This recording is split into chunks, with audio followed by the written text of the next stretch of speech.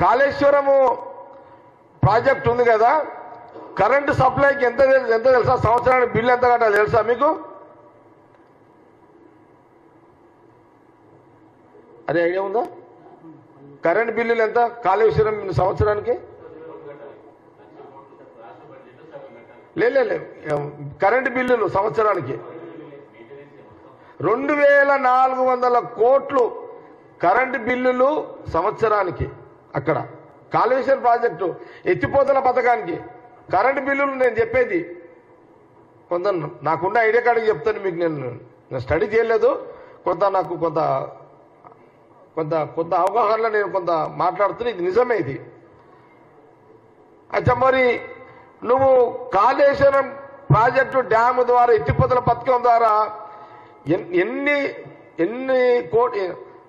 ఎన్ని కోట్ల రైతులకు ఎంతమందికి నీరు పోతున్నది, దానివల్ల ఎంతమందికి బెనిఫిట్ జరుగుతున్నది? అదే మిత్తి ఇప్పుడు 7 లక్షల కోట్లు నువ్వు అప్పు చేసినావు కదా, ఈ 50 ఎంతో కథ 50-60 వేల కోట్లు సంవత్సరానికి, 20 ఎంత కానివ్వండి.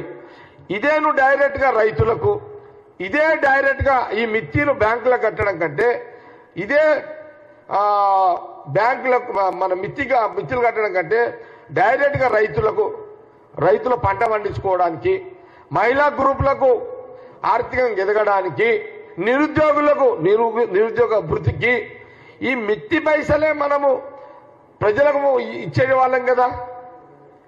ఇప్పుడు ఈ మిత్తి వల్ల ఎవరు బాగుపడుతున్నారు? బ్యాంకులే కదా.